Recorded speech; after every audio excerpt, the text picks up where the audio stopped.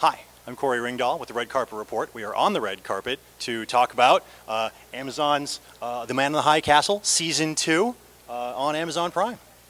Hi, David. I'm Corey. Corey, nice to meet you. Pleasure to meet you. So, you're known for funny movies? No, that is the director of the same name. It has been something I've encountered since I worked at the Gap in high school. When he directed Airplane, and everyone was like, "You directed Airplane?" I was like, "I'm working at the Gap at the Rockaway Town Square Mall. That's not me." I've met him a few times, and we often have interchangeable credits on IMDb. But outside of that, no, I admire his work a lot, but I do not have that funniness in me. It did seem like a bit of a departure. Yes. Yeah. No, I run Ridley Scott's TV company, so I've been with him for 15 years. We do The Good Wife. We do Mercy Street right now, the forthcoming Jean-Claude Van Damme series that'll be on Amazon. So it's been a terrific experience producing television for them, but I guess Jean-Claude is our first venture into something truly comedic. Yeah. That's great. That's great. So, and you've been on board from day one. Yeah, well, actually, this is something with Issa Dick Hackett. Given the legacy history that Ridley has with Philip K. Dick from Blade Runner days, we met. I think it was back in 2006 about undertaking this, and it took that many years. Though it originally landed in the BBC, and then it was with Sci-Fi Channel. And then ultimately, Amazon didn't exist when we began this venture, and there really couldn't be a more embracing and supportive home for this. To realize the world creation of this type of project, I don't know that there are many places we could have realized it in this way. So it's been a fantastic experience. Yeah, great, and the product has been amazing. Yeah. It's been really, really great. How much day-to-day do you have with the series? Are you more the overarching voice of God?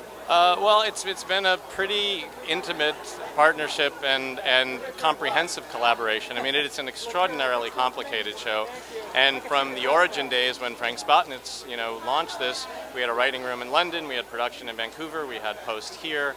It's a lot of Skype. It's a lot of Skype, and the depth of conversation, creative conversation, not just at the script level, but every aspect of the show has to both reference what might have existed post-World War II, and then one has to play through in design, in music, in wardrobe, how would that come to fruition. But obviously everything is foremost about trying to find the most sort of compelling character arcs and narratives through the season. So it's been a very close and hopefully successful collaboration. I think the potential for this show is enormous, and we're hoping over the course of years we get to run, we'll come to realize it.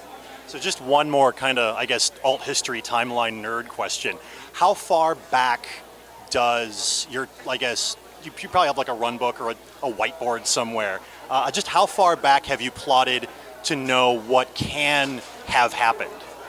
That's a hard question to answer because it's really approached sort of on a narrative by narrative basis, and as we, because we have gradually even expanded sort of the purview of the world as we extended into Germany toward the end of last year, and obviously there was the alt time jump that we did in the final episode.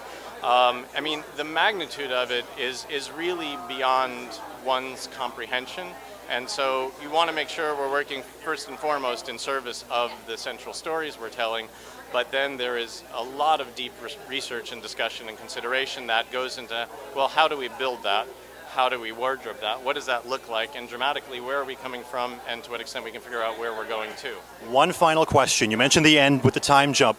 Whose idea was it for the twist at the end, the literal twist at the end? That was Frank. It's drawn from the book, and so there's still many component parts that we're still incorporating into the series. There was a lot of debate in the first season whether we were going to introduce the Man in the High Castle, which of course now we do in the first episode. Specifically the song, the twist, the literal twist at the end. I believe that was Frank in combination with our editor. That's magnificent. Yeah, it was pretty awesome, and it was one that everyone wasn't entirely convinced until execution, and now that's sort of the standard we've established. It's indelible. It's perfect. Thank you so much. I appreciate it.